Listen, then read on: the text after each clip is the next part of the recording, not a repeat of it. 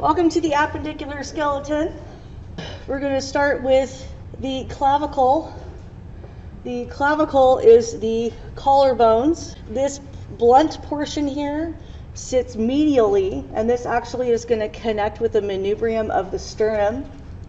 As I go out laterally, I can see that it flattens out and curves, and this portion of the clavicle is actually going to make contact with the acromion process of the scapula to form part of the bony top of the shoulder. All right, so this is the clavicle.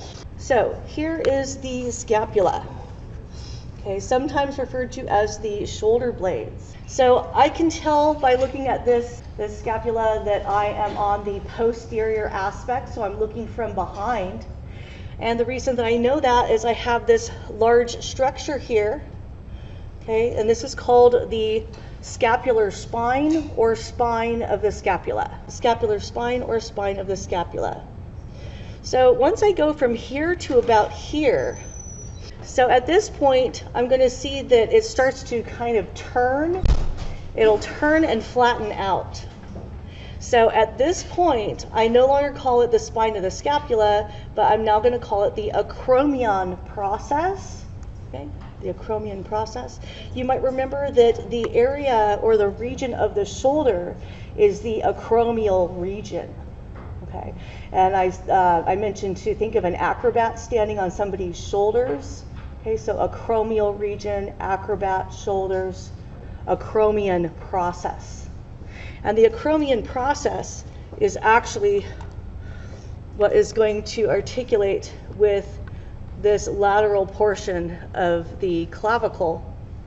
So now if I turn this around, on the anterior aspect, or looking from the front view, I see that the scapula is smooth. And this smooth portion of the scapula actually butts up against the rib cage. But I do have another process. You might remember process means finger-like projection. If you look at it just right, and if you can use your imagination and think of a raven, this may look maybe like a raven. Maybe this whole thing here is a raven's beak, all right? And maybe that's a wing and a wing. This is the coracoid process of the scapula. And it gets its name from a raven's beak. So, and I can kind of see why they might have thought that. Another thing I kind of think of as I give myself a visual here, I think of a witch with a raven on her shoulder. Okay, so I think raven's beak, but I also think of her having a crooked finger going, ee hee hee hee, my pretty. Okay, so she's got a crooked finger, coracoid, raven's beak. Okay, so to kind of put all those things together. So this is the coracoid process of the scapula. The last structure that you need to know on the scapula is the glenoid cavity. The glenoid cavity. Now the glenoid cavity is the socket for the ball and socket joint of the shoulder. Now, as you can see here, there's not a whole lot of structure to it. So what that means is that we get a lot of flexibility here, a huge range of motion, but we sacrifice a lot of structure and stability here. So instead of leaning on bone structure of the ball and socket joint itself, we rely more on the muscles in the area, tendons and ligaments that help to stabilize the shoulder joint. So just to recap what you need to know for the scapulae, all right, you've got the spine of the scapula, the acromion process of the scapula, the coracoid process of the scapula, and the glenoid cavity of the scapula. Here is that glenoid cavity, and the glenoid cavity is going to articulate with the head of the humerus. So let's just look at how that looks here. Now the head of the humerus is, a good like 3 times larger than this little tiny glenoid cavity. So that's why we get a lot of a lot of mobility, not a lot of stability. Okay. All right, so let's go ahead and look at the humerus. One of the things that is helpful in a practical exam, it's helpful to be familiar with the structures enough to know, am I looking at the anterior aspect or posterior aspect of the bone? So let me show you how you can do that. There's a couple different ways. One of the ways is I have a protruding structure right here. This is actually called the lesser tubercle of the humerus. And the lesser tubercle of the humerus is this very noticeable bump, and it is only visible anteriorly, so from the front view. Another structure that's only visible on the humerus on the anterior view is called the capitulum. All right, so the capitulum is here, the capitulum. Now, if I flip this over just to see the difference here, I can no longer see the lesser tubercle of the humerus. I can no longer see the capitulum of the humerus. One of the things that I do notice that is rather noticeable on the posterior aspect of the humerus is this rather deep fossa here, this deep indentation. Now, you might recall that fossa means shallow bowl. So this is actually the olecranon fossa of the humerus, and this sits at the back of the elbow. And just for fun, if you're leaning on your elbows right now, what you're actually leaning on is the olecranon process of the ulna. So what you think is your elbow is actually olecranon process of the ulna. Let's go ahead and look at some of these structures in more detail. This is the anterior aspect, the front aspect. You might also notice that the anterior aspect, the head, which is right here, the head kind of leans more posteriorly than anteriorly. So it kind of is hidden more in this view. So this structure here is the lesser tubercle of the humerus. The lesser tubercle of the humerus. And then I have this larger structure here. Okay, it doesn't stick out as far, but it is great, and this is the greater tubercle. So let's go ahead and just kind of move this around a little bit. All right, so this is the greater tubercle of the humerus. This is the lesser tubercle of the humerus. All right, let's move it a little bit more. Okay, here is that lesser tubercle of the humerus and the greater tubercle of the humerus.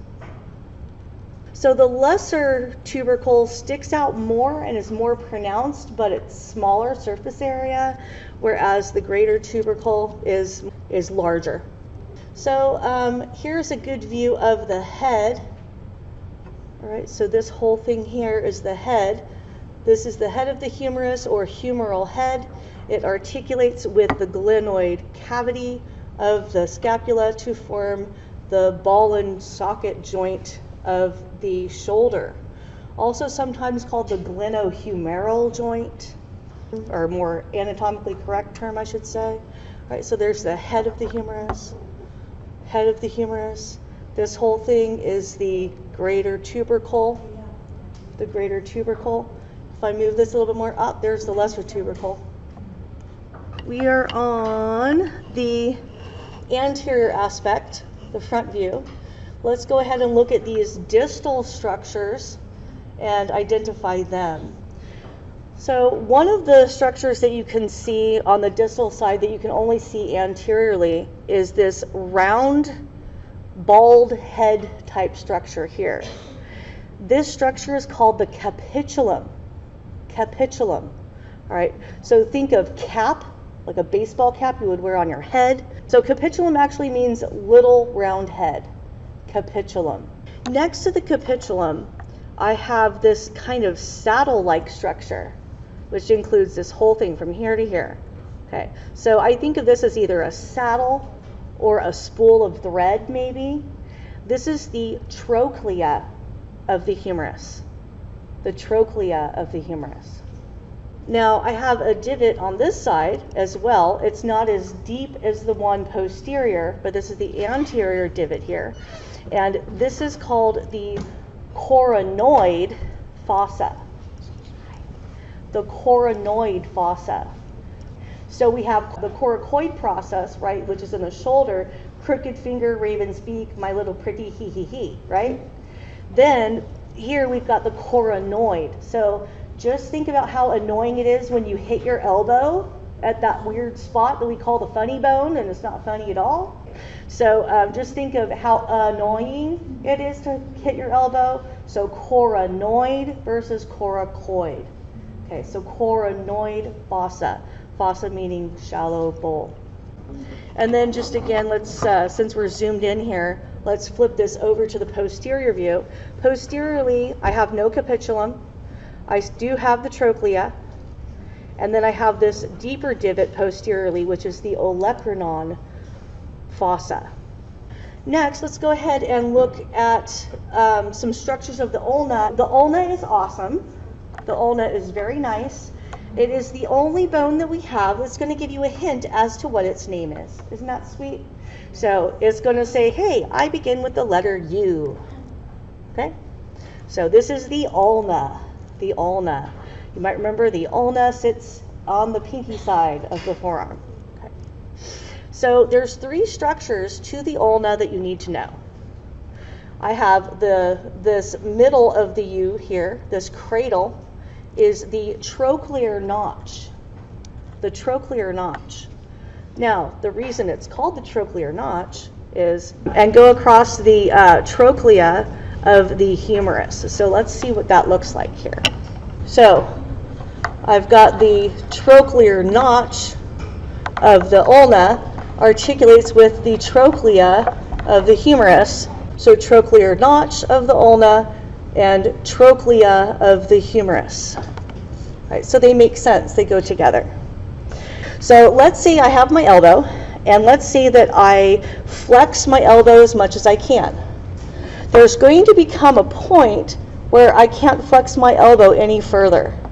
At that point, when I flex my elbow as much as I can, I'm going to have the coronoid process of the ulna will be butting up against the coronoid fossa of the humerus when my elbow is fully flexed or my arm is fully bent. So let's see what happens when my arm is fully straightened or extended, or my elbow is fully extended. So when I straighten my elbow, I am going to get to a point where I can't straighten it anymore without hyperextending it and hurting myself. So I can only make it so straight before I cause damage. What's happening here is when I extend my arm, it is the olecranon process of the ulna which is going to butt up against the olecranon fossa of the humerus. Olecranon process of the ulna is going to articulate with the olecranon fossa of the humerus. The trochlear notch of the ulna is going to rock back and forth on the trochlea of the humerus.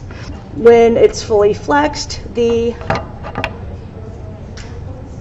olecranon process of the ulna butts up against the olecranon fossa of the humerus. When it's fully straightened or extended, my olecranon process of the ulna butts up against the olecranon fossa of the humerus.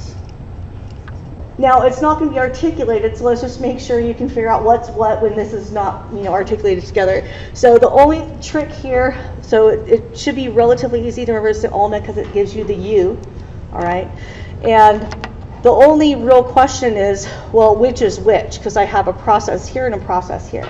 So what actually makes up what we think of as the elbow, like when you're resting on your elbow, that is this portion here, and this is the olecranon process of the ulna.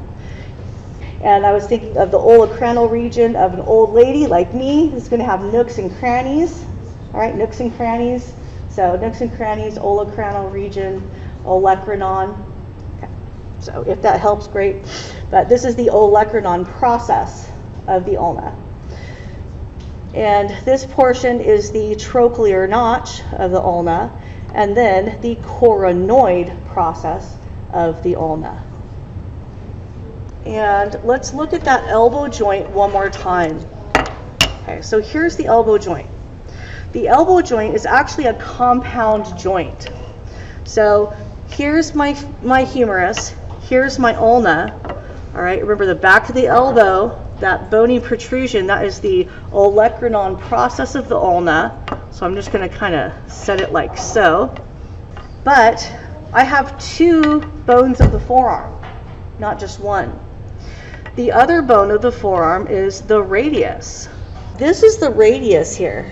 This is the ulna, radius, humerus. The head of the radius, which is right here, is actually going to articulate with the capitulum on the humerus. So this is the head of the radius. That's going to articulate with the capitulum of the humerus. Now, when I supinate and pronate my hand, so supinate is palm up, pronate is palm down. So as I twist my arm and go up and down like that, what actually happens is these bones are going to cross. So I'm going to cross the bones like that. So this is the radius. There's two structures to the radius I want you to know. The first one is the radial head, or the head of the radius. It's kind of this flattened structure here. So there is the head of the radius. And I have a little bump here. This bump is actually going to sit between the bones. Okay, so this is going to face the ulna when it's articulated. So it faces this bone. All right, kind of like so. This is the radial tuberosity. Radial tuberosity. So you've got the radial tuberosity of the radius and the head of the radius. Collectively, these bones here are the carpals. The carpals. Think of carpal tunnel syndrome. So the carpals. You might remember also that the carpal region is the region of the wrist. Okay, so the carpal is the region of the wrist. These are the carpals. And we have 8 what we call short bones that are here that act as the wrist. Now, sometimes when people look at these, they'll say, "Oh, it looks like this is the hand, and then we have these really long, creepy fingers." But that's actually not the case. So my hand is not too much smaller. Actually, it's pretty similar size-wise. So if I kind of superimpose this, try to get my fingers in the right spots here. So if I were to superimpose this, these bones are over the wrist. So these are the carpals. These bones here, these first long bones, are going to make up the area of the back of the hand and the palm of the hand. So these are called metacarpals. Okay, so carpals, metacarpals. The metacarpals are really nice. They like to meet the carpals for dinner. Okay, so metacarpals. After these first long bones, all of the rest of these little bones are all considered phalanges. So I have 3 phalanges for every finger, and then the thumb is only going to have 2 phalanges. An individual bone of the phalanges is a phalanx. Collectively, we can just say phalanges. Now, we use the same terminology for the bones of the fingers as well as the toes. So here is the pelvic bone. So the way that I like to do this is I like to think of a Mickey mask, a very weird, demented Mickey mask. So I want you to think that this is the demented Mickey ear, so this is going to go up. This is where Mickey's demented eyeball is. And he's demented, right? So he's kind of has this arch in his eyebrow. Mickey has been up all night, and his eyes have bags under them. All right, so here's the bags under his eyes. His eyes are red, and he wants to ischium. He wants to ischium. Okay, so he has itchy eyes. He wants to ischi his eyes. So the ischium is actually going to be kind of this. Do you see how this is kind of rounded here? okay, like maybe bags under the eyes. So this is the ischium. Whereas this pointy thing here, this is actually where the pubic symphysis would be. This would connect to the other pelvic bones anteriorly. The arch of the eyebrow here, as well as this area right here, is all considered pubis. And what about Mickey's ear? Well, Mickey's ear is the ilium. The ilium. The ilium. Now, if you're feeling sassy and you put your hands on your hips, where you would be putting your hands on your hips would be this portion of the ilium called the iliac crest. So this is the iliac crest. So in development, there are 3 bones that fuse to make the pelvic bone. We've got the ilium, the ischium, and the pubis. Okay. So the structures you need to know will be the ischium, the pubis, the ilium, and then we have that iliac crest. Okay. And then we have this large opening here. And I want you to think, when you look at this, I want you to think of dialing 0 for the operator. And the reason is this is called the obturator foramen. Foramen means hole. Okay, so obturator foramen. And then the last one is the socket for the hip. Now this one is a lot more generous than we see with the shoulder joint. Okay, this is called the acetabulum. The acetabulum. And the acetabulum articulates with the head of the femur to form the hip joint. All right, so let's review those. Acetabulum, iliac crest, ilium, obturator foramen, pubis, ischium. This whole thing is the femur. This structure here is the head of the femur, or femoral head. So this would be the head of the femur, and then where it narrows right here, this is the neck of the femur. All right, so head of the femur, neck of the femur. This large structure here is the greater trochanter, of the femur, greater trochanter. And then I have this little bump down here. This little bump down here is actually the lesser trochanter. We'll get a better view when we turn it over. Okay, so lesser trochanter is this bump here, greater trochanter, neck of the femur, head of the femur. And when we go distally, all right, this would make up part of the knee joint down here. When we go distally, we have the medial condyle and the lateral condyle. You might remember condyle means knuckle. So your only question then is, well, which is medial, which is lateral? So the way you would know is you would look for the head. So this is the head, and the head's always going to sit medially because it's attached to the body. This is medial. This is the medial side. So this would be the medial condyle of the femur, meaning this would be the lateral condyle of the femur.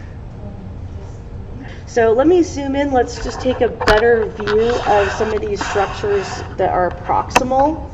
Head of the femur, or femoral head's fine. Neck of the femur. This is the lesser trochanter and the greater trochanter. All right, I'm going to turn this posteriorly. So it looks very different posteriorly, but structures are still the same. So here I have a much better view of that lesser trochanter. So this is that lesser trochanter here. This is the greater trochanter. The neck of the femur. The head of the femur. This is now the posterior aspect.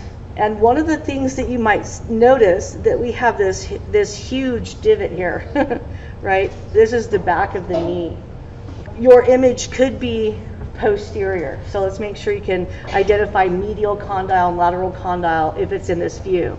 So same idea, you're going to look for the head, and the head is going to sit medially, so that means that this will be the medial condyle, making this the lateral condyle. Now it is possible that you might simply get this on a practical exam. So if you get something that looks like a rock, this is the patella. So the patella is a sesamoid bone. It is embedded in the tendon, and it actually is going to function to act as a movable shield when you are moving your knee. And where this is actually going to kind of rub up against is right here on the distal femur. As you bend your knee, this is just going to kind of rub in this area. It's not one of the things on your list, but it's probably good to know, so I'm just going to throw it out there. If you look right here, you can see something that looks like it's just kind of worn and rubbed. This is the patellar surface. Okay, and that should hopefully make sense, because that's where the patella is going to be rubbing back and forth over. Okay, so the patellar surface. So this is the patella, this is the femur, and this is the tibia. We have three structures on the tibia you need to know. You need to know the medial condyle of the tibia, lateral condyle of the tibia, and the medial malleolus, which is down there, and I'll show that in a second. Medial condyle of the tibia articulates with the medial condyle of the femur, and the lateral condyle of the femur is going to articulate with the lateral condyle of the tibia. Okay. So that's all well and good, but on a practical exam, it's probably not going to be connected. So let's make sure that you can figure out which is which when this is on its own. So we have the medial condyle, lateral condyle, and medial malleolus. So the way to know whether you're at the medial condyle or lateral condyle is to find the medial malleolus first. Now the medial malleolus is this structure right here. Now if you feel the inside of your ankle, there's that bump there, that is the medial malleolus of the tibia. The medial malleolus of the tibia. Okay. And it's called medial malleolus because, well, malleolus actually means hammer. Okay, so I guess because of the way it kind of looks, but it sits medially on the bone. All right, so for that reason, once I find the medial malleolus of the tibia, then I know, okay, then this must be the medial condyle of the tibia here, and then the lateral condyle here. We have another bone that lies on the lateral side of the leg. This bone actually does not contribute at all to the knee joint. We also have a bump on the outer portion of your ankle that's more pronounced. That bump right there is the fibula. So that bump right there is the fibula. What you think of as that bump on your outer ankle is actually the fibula. And on the inside is the medial malleolus of the tibia. If you do get a question for the fibula, it will simply be named the bone. Okay. So long, skinny, there are no structures associated with the fibula that you need to know. So next, let's look at our foot. We have the carpal bones, right, which make up the wrist. In the ankle, technically speaking, I can say that all of these ankle bones here, located in the ankle, I could say that they're all tarsals. Okay, in the wrist they're carpals, in the ankle they are tarsals. I think of powwow where they have tassels on their feet. You know, sometimes bells on their feet when they're doing the powwow dances and stuff. So think tassel, tarsal, okay, tarsals. So all of these are tarsals, but there's two of the tarsals I want you to know specific names for because they're important. Not that the other ones aren't, but so our true ankle bone, now remember this is our true ankle bone, and that's going to sit between the fibula on the lateral side and the medial malleolus of the tibia on the medial side, okay? But in between those two structures, I've got the true ankle bone here, and this is called the talus, T-A-L-U-S, the talus. And the other tarsal that I want you to know specifically is the largest bone of the foot, and it is the heel bone. You might remember when I was talking about the regions of the body, calcaneal is the heel. Calcaneal is the heel. Okay, so this is the calcaneus. So the calcaneus is the largest bone of the foot. It's the largest tarsal. That is your heel bone, the calcaneus, right? So I've got the talus, the calcaneus. All of these other ones we can just simply say tarsals. Tarsals. Okay. And the bulk of the foot, so this would be like the arch of the foot right here, the top of the foot. This is the metatarsals. The metatarsals. Okay, so tarsals and metatarsals. After that, now I'm back at phalanges again. So the phalanges refer to all of these bones of the digits, including fingers and toes. Even the little pinky toe, let's just see how cute this is. Okay, maybe I've been doing this job too long. So let's just look at these. Even the tiny little pinky toe has 3 phalanges. Okay, 1, 2, and 3. Isn't that cute? Okay, so even the pinky toe has 3 phalanges. So all of your toes have 3 phalanges, except for your big toe, and the big toe, like the thumb, only has 2 phalanges. Okay. Questions, comments, or panic attacks?